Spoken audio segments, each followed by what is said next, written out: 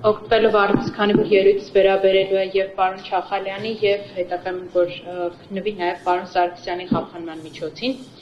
ինչպես հայտնի է, մոտավորապես 10 օր առաջ հայտնի դարձավ, որ ՄԱԿ-ի մարդու իրավունքների բարձր հանձնակատարի ներքո գործող 5 մանդատագիր մարդու իրավունքների ոլորտի էքսպերտներ, բարձր հատուկ զեկուցողներ հրապարակվեց դեռևս մայիսի 11-ին Հայաստանի Հանրապետության կառավարությանը ուղարկված հարցադրումները, քանի որ եւ ուղիղ գործը վերաբերվում է, քանի որ իմ խնդրագրի հիման վրա է հարուցվել եւ վերաբերվում է սույն գործին եւ նաեւ վերաբերում է սույն գործով մեղադրյալների նկատմամբ կիրառված խափանման միջոցներին, հարկ եմ համարում այս նիստով, այս հարցի շրջանակներում պարզաբանել, թե ինչ է միջնորդվել եւ ինչպես կարող է դա անդրադառնալ այս գործի վրա եւ մարդկանց ազատության սահմանափակման վրա։ Ուրեմն տեսեք, դեռևս 2025 թվականի դեկտեմբերին ես դիմում էի հասցեագրել ՄԱԿ-ի մարդու իրավունքների հանձնակատարի ենթակայության տակ գտնվող ահաբեկչության դեմ պայքարի եւ դրա կոնտեքստում մարդու իրավունքների պաշտպանության հատուկ զեկուցող պարոն Բեն Սոուլին, ներկայացնելով այս գործի ամբողջ նախապատմությունը եւ այս գործի ամբողջ աբսուրդայնությունը, իհարկե իր քաղաքական հետապնդումներով եւ այլն։ Բայց համարել էի, որ մի հարց կա, որ կարող է առավել հետաքրքիր լինել, հատկապես ահաբեկչության գծով երևի թե ամենաառաջավոր մասնագետներից մեկին, դա ուղղակի այն հարցադրումներ, թե ինչքանով է սա նորմալ, այս գործընթացը նորմալ միջազգային հակաահաբեկչական պայքարի կոնտեքստում։ Կարող է մենք ենք գժվել այս իրականության մեջ, որ չենք հասկանում, սա իրականում ահաբեկչություն է, բայց ոնց որ այդքան էլ ահաբեկչության նման չի։ Ընդհանրապես մի հարցադրում եմ կատարել, ասել եմ խնդրում եմ հետազոտեք այս գործի փաստական հանգամանքները եւ բարձեք ինչքանով է սա համապատասխանում կամ չի համապատասխանում միջազգայինորեն ընդունված ահաբեկչության սահմանմանը։ Որին ի պատասխան իհարկե ՄԱԿ-ի փորձագետները խնդրել էին, որպեսզի ես ներկայացնեմ բոլոր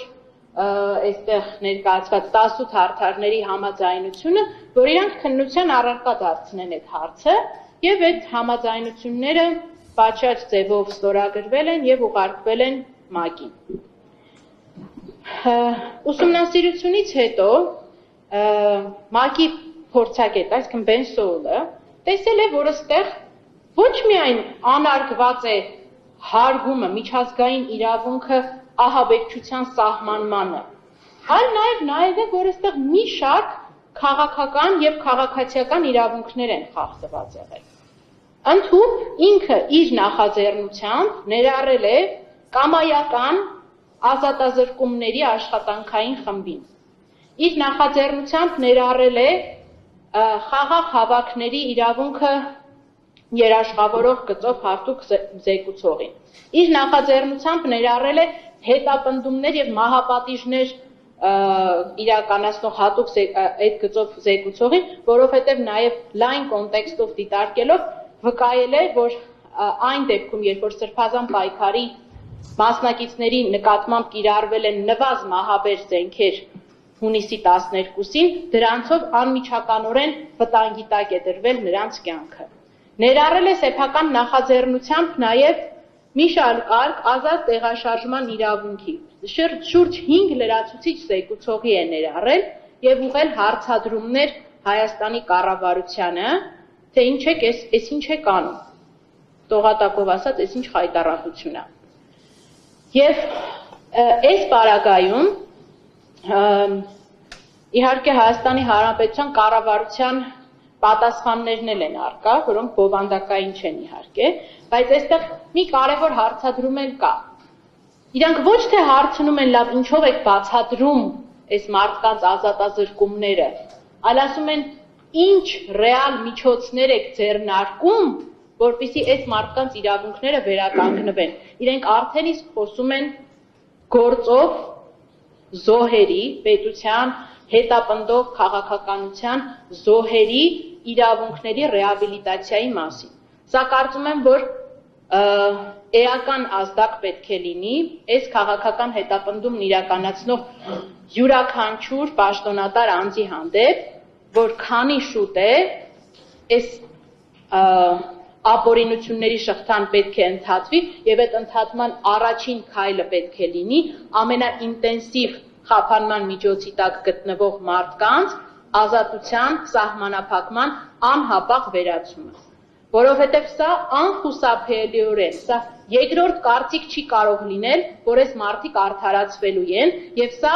Հայաստանի Հանրապետության արդարադատության պատմության մեջ հսկայագույն խարան է լինելու ոչ միայն մարդկանց ապօրինի կալանավորելու, ազատազրկելու համար, այլ ուղղակի ծաղրելու ամբողջ միջազգային իրավունքը ներառյալ հակաահաբեկչական պայքարը։ Ես մի անգամ չի այս նիստում չեմ ասում,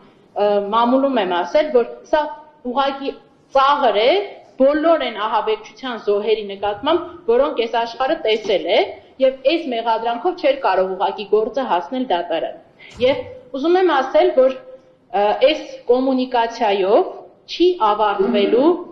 մեր միջազգային հարթակներում ներկայացուցչությունը այս գործի հայտարարության բոլոր ասպեկտները ցույց տալու համար եւ այս կոմունիկացիան իհարկե Հայաստանի Հանրապետության այդ որակում չկտամ պատասխաններին արժանի պատասխանները ուղարկվելու են անմիջապես ՄԱԿ, բայց ուզում եմ ասեմ, որ ՄԱԿ են ուղարկվելու եւ բոլոր միջազգային կառույցներ են ուղարկվելու ոչ միայն այդ պատասխանները հերքող հակափաստարկները, այլ անուն առ անուն այն բոլոր մարդկանց անուն ազգանունները, ովքեր երբևէ մասնակցել են Հայաստանի Հանրապետությունում մարդկանց իրավունքների կոպտագույն խախտմանը։ Եվ ուզում եմ ասեմ հարկ համարելով, միայն այս հանգամանքը հաշվի առնելով, որ ես չեմ խնդրել կամայական ազատազրկման մանդատագրին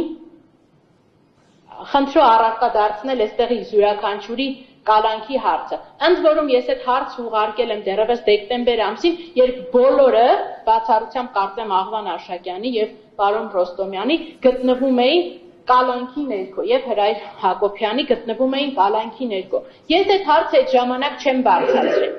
բայց այդ մարդիկ դիտարկելով այդ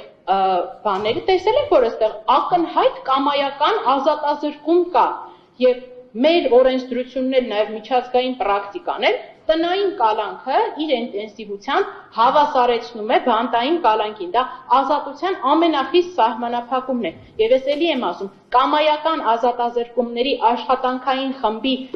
ներառումը այստեղ իդեմս դրա փոխնախագահի մակարդակով պետք է արդեն իսկ Հայաստանի համապատասխան իրավասու մարմիններին ազդակ լինի, որ սա այսպես աչքաթող չի արվելու միջազգային հանրության կողմից։ Սա արձանագրվելու է որպես կամայական ազատազրկում եւ այս պահից սկսած դուք արդեն նաեւ պատշաճ ստանուցված եք, եթե հարկ կա, ես կարող եմ անձամբ այդ հարցադրումները թարգմանել եւ ներկայացնել դատարանին։ Խնդրում եմ սա նաեւ դիտարկեք, քանի որ հղումները ՄԱԿ-ի կողմից տրված են քաղաքական եւ քաղաքացիական իրավունքների միջազգային դաշնագրին, որով ի թիվս իմ կողմից նշված իրավունքների նաեւ ընդգծված է քաղաքական process-ներին մասնակից լինելու անձանց իրավունքը։ Այստեղ ուզում եմ ասեմ, որ տրամաբանությունը նաեւ միջազգային բարձր փորձագետների համար շատ ակնհայտ է,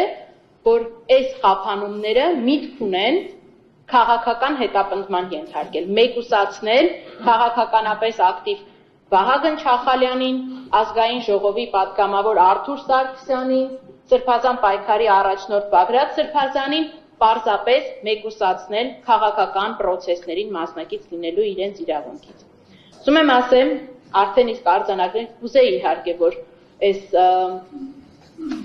հանրայնացումը այս process-ի լիներ այն պահին, երբ որ արդեն միջազգային դիտորդների եւ բարձր փորձագետների կարծիքը վերջնական կլիներ, բայց քանի որ եղավ այս փուլում,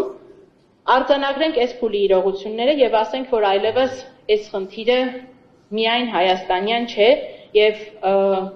որոշում կայացնողները այսուհետ որոշում պատասխանատու են լինելու ոչ միայն Հայաստանի Հանրապետության արդարադատության առջև, այլ նաև միջազգային ատյաններում։ Շնորհակալություն։